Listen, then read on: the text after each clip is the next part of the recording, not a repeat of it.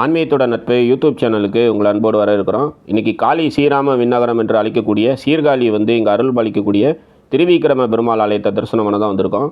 இந்த ஆலயம் எங்கே இருக்குன்னு சொல்லி பார்த்தோம் அப்படின்னா, கும்பகோணத்திலிருந்து சிதம்பரம் செல்லும் சாலையில், கும்பகோணத்திலிருந்து சுமார் 52 கிலோமீட்டர் தொலைவில் தான் அமையப்பட்டிருக்கு. திருச்சி, தஞ்சாவூர், கும்பகோணம், மயிலாடுதுறை போன்ற இடங்கள்லேருந்து சீர்காழி வரத்துக்கு பேருந்து வசதி காணப்படுது.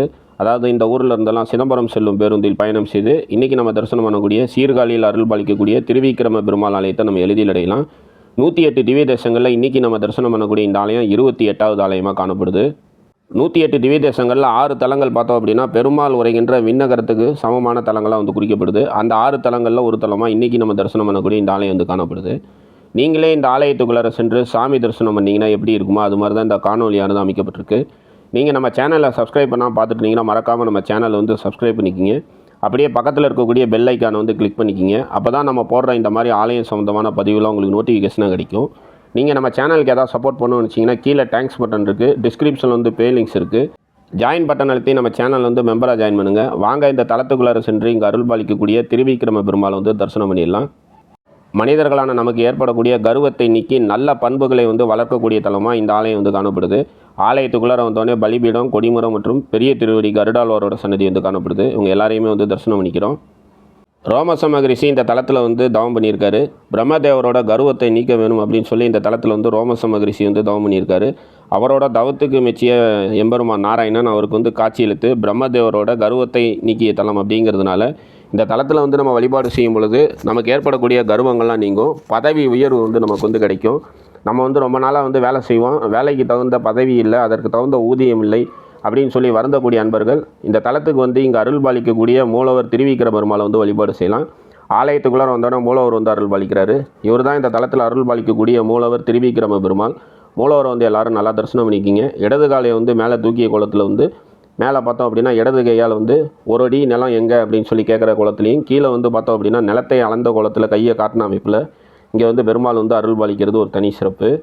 இந்த தலத்தில் அருள் பாலிக்கக்கூடிய உற்சவரோட திருநாமம் தாடாளன் அப்படின்னு சொல்லி அழைக்கப்படுறாரு. தன்னோட திருவடியால் உலகே அளந்த குளத்தில் எம்பெருமான் நாராயணன் இந்த இடத்துல காணப்படுறதுனால இவ்வாறு உற்சவர் அழைக்கப்படுறாரு. இந்த தலத்துக்கு இங்கே அருள் பாலிக்கக்கூடிய இந்த திருவிக்கிரம பெருமாளை வழிபாடு செய்யும் பொழுது நிலத்தில் ஏற்படக்கூடிய கோளாறுகள், மனையில் ஏற்படக்கூடிய கோளாறுகள், வாஸ்து தோஷங்கள் அனைத்து நீங்கும்.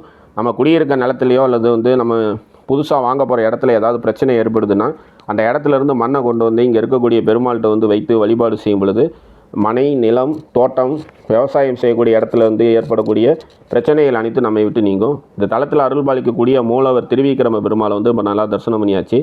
திருமங்கை ஆழ்வாரால் மங்களாசாசனம் செய்யப்பட்ட திவ்ய தேசமாக இன்றைக்கி நம்ம தரிசனம் பண்ணக்கூடிய இந்த ஆலயம் காணப்படுது. 108 திவ்ய தேசங்களில் 6 திவ்ய தேசங்கள் பார்த்தோம் அப்படின்னா விண்ணகர் அப்படிங்கிற பேரோடு அழைக்கப்படுது. உப்ளியப்பன் கோயில் பார்த்தோம் அப்படின்னா திருவிண்ணகர் அப்படின்னு சொல்லி அழைக்கப்படுது. அதற்கு அடுத்ததாக நாதன் கோயில் என்னும் நந்திபுர விண்ணகரம் காணப்படுது.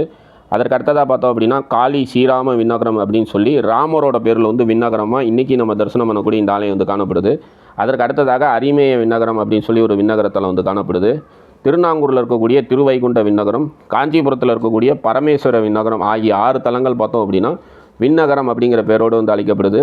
விண்ணகரம் அப்படின்னா எம்பெருமான் நாராயணன் உரைகின்ற வைகுண்டத்துக்கு நிகரான தலங்களாக இந்த 6 தலங்கள் போற்றப்படுது. எதிரில் இந்த தலத்தில் அருள் பாலிக்கக்கூடிய தாயாரோட சன்னதி காணப்படுது. இந்த தலத்தில் அருள் பாலிக்கக்கூடிய தாயாரோட திருநாமம் லோகநாயகி அப்படின்னு சொல்லி அழைக்கப்படுறாங்க. பொதுவாக பெருமாள் கோயிலுக்கு போயிருந்தோம் அப்படின்னா பெருமாள் தன்னோட தாயாரை மார்பில் பதக்கமாக சூடியிருப்பார். இந்த தலத்தில் பார்த்தோம் அப்படின்னா உலகிலே வேறு எங்கும் இல்லை சிறப்பாக இங்கே இருக்கக்கூடிய தாயார் பெருமாளை தன்னோட மார்பில் சூரிய குளத்தில் காணப்படுறது ஒரு தனி சிறப்பு. இந்த தலத்துக்கு இங்கே அருள் பாலிக்கக்கூடிய இந்த தாயாரை வழிபாடு செய்யும் பொழுது பெண்கள் தீர்க்க சுமங்கலியாக வாழக்கூடிய அமைப்பு கிடைக்கும். மேலும் கணவன் மனைவிக்குள் ஏற்படக்கூடிய கருத்து வேறுபாடுகள்லாம் நீங்கும். அடிக்கடி கணவன் மனைவிக்குள்ளார் வாக்குவாதம் ஏற்படுது, கருத்து வேறுபாடு ஏற்படுது, இல்லை அவங்க டைவர்ஸ் வரைக்கும் போயிட்டாங்க அப்படின்னா இந்த தலத்துக்கு பெருமாளை மார்பில் சூடிய தாயாரை அவங்க வெள்ளிக்கிழமையில் அபிஷேக ஆராதனைகள் செய்து வழிபாடு செய்யும் பொழுது பிரிந்த கணவன் மனைவி ஒன்று கூடி வாழக்கூடிய அமைப்பு கிடைக்கும். இந்த தலத்தில் அருள் பாலிக்கக்கூடிய லோகநாயகி தாயாரை நம்ம நல்லா தரிசனம் பண்ணியாச்சு. இப்போ இந்த ஆலயத்தோட பிரகாரங்களை வரலாம். பிரம்மாவிற்கு ஏற்பட்ட கர்வத்தை நீக்கிய தலமாக இந்த ஆலயம் காணப்படுது.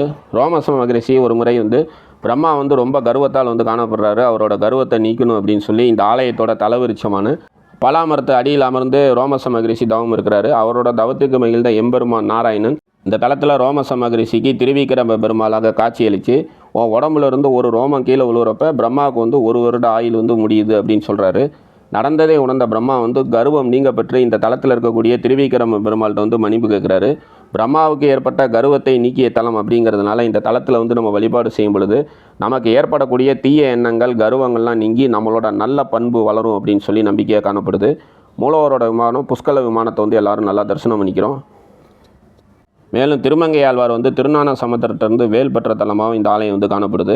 தேவாரம் பாடிய நால்வரில் வந்து ஒருவராக திருஞான சமுத்திரம் வந்து பிறந்த ஊராக வந்து இன்றைக்கி நம்ம தரிசனம் பண்ணக்கூடிய இந்த சீர்காழி வந்து காணப்படுது. அவர் வந்து இந்த பகுதியிலே தங்கியிருந்து சிவத்தொண்டு செய்துட்டு வர்றாரு. அப்போ வந்து இந்த ஆலயம் இருக்கக்கூடிய பகுதியில் வந்து வழிபாடு இல்லாமல் இருந்தது. உற்சவரான தாடாளனை வந்து ஒரு மூதாட்டியை வந்து தவுட்டு பானையில் வைத்து வழிபாடு செய்துட்ருக்காங்க. அதாவது வந்து உற்சவரை வந்து மறைத்து வழிபாடு செய்துட்ருக்காங்க. அப்பொழுது திருமங்கை ஆழ்வாருக்கு வந்து இந்த தலத்து நாராயணன் வந்து நீ அந்த பாட்டிக்கிட்ட இருக்கக்கூடிய என்னோட உற்சவரை வழிபாடு செய்துட்டு அதன் பிறகு திருஞான சமுத்திரோடு வாதத்துக்கு செல், நீ வாதத்தில் வெற்றி பெறுவாய் அப்படின்னு சொன்னார். அதன்படியே மூதாட்டியிடம் இருந்த அந்த தாடாளனை வந்து பெற்று அவரை வழிபாடு செய்த பிறகு திருஞான சமுத்திரோடு வாதம் புரிந்து அவரை வந்து வெற்றி பெறுறாரு. இதனால் மகிழ்ந்த திருஞான சமுத்தர் தன் கையில் வைத்திருந்த வேலை வந்து திருமங்கை ஆழ்வாருக்கு பரிசீலித்த தலமாக இந்த ஆலயம் வந்து காணப்படுது. ஆண்டாள் சன்னதி வந்து காணப்படுது. திருமண தடையால் பாதிக்கப்பட்ட அன்பர்கள் இந்த தலத்தில் இருக்கக்கூடிய ஆண்டாளையை வழிபாடு செய்யும் பொழுது திருமண தடைகள்லாம் நீங்கி மிக விரைவிலே வந்து திருமணம் வந்து கைகூடும்.